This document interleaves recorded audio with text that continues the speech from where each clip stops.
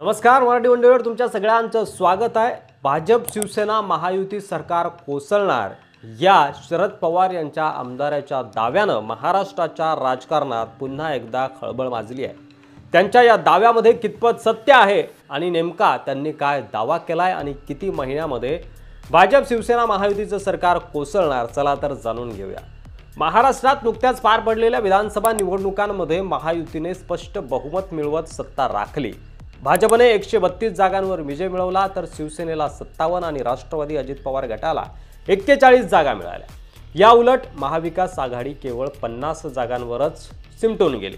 या पराभवानंतर महाविकास आघाडीने ईव्हीएम वरील शंका उपस्थित करत निवडणुकीच्या प्रक्रियेवर प्रश्नचिन्ह उभं केलं।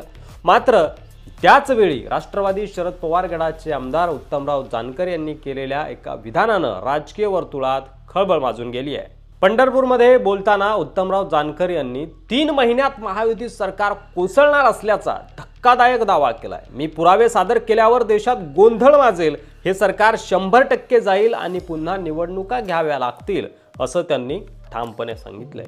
विशेष म्हणजे त्यांनी बारामती आणि माळशिरस विधानसभा मतदारसंघामध्ये बॅलेट पेपरवर पुन्हा निवडणुका घेण्याचं आव्हान देखील केलंय। यामध्ये त्यांनी अजित पवार 10,000 मतांनी पराभूत होतील असा दावा देखील केलेला आहे। महाविकास आघाडीने पराभवानंतर ईव्हीएमवर प्रश्न उपस्थित केले होते। लोकसभेत त्यांना चांगलं यश मिळालं तेव्हा ईव्हीएमवर शंका नव्हती, मात्र विधानसभेत पराभव झाल्यावर शंका का, असा आरोप प्रतिप्रश्न महायुतीकडून केला जातोय। याच पार्श्वभूमीवर जानकर यांचा ईव्हीएम घोटाळ्यावरील आरोप महत्त्वाचा ठरतो। जानकर यांनी पुढे बोलताना राज्य सरकार आणि वाल्मिक कराड यांच्यातील तडजोडीवरही प्रश्नचिन्ह उपस्थित केलं। सरकारने 3 आरोपी फरार ठेवले आहेत। गृह विभाग त्यांच्यावर कारवाई करण्यात अपयशी ठरत आहे।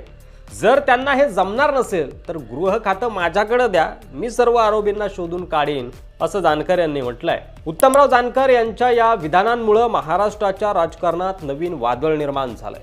महायुती सरकार कोसळण्याच्या त्यांच्या दाव्यामुळे महाविकास आघाडीला नवी ऊर्जा मिळण्याची शक्यता आहे, तर दुसरीकडे महायुतीने त्यांच्या विधानांना आधार नसल्याचं सांगत त्यांच्यावर टीका केली आहे। उत्तमराव जानकर यांच्या या विधानामुळे महाराष्ट्रातील राजकीय वातावरण तापणार अशी शक्यता जरी असली तरी महायुती सरकार खरंच कोसळेल का, की हे केवळ राजकीय आरोप आहेत, यावर येत्या काही महिन्यात चित्र स्पष्ट होईल। मात्र सध्याच्या परिस्थितीवरून महाराष्ट्राच्या राजकारणात मोठ्या उलथापालथीची शक्यता नाकारता येत नाही। यावर तुम्हाला काय वाटतंय? तुमचं मत कमेंट बॉक्समध्ये लिहायला विसरू नका आणि मराठी मंडळीवर नवीन असाल तर सबस्क्राइब नक्की करा। पुन्हा भेटू पुढच्या व्हिडिओमध्ये, तोपर्यंत रजा घेतो। धन्यवाद। जय महाराष्ट्र।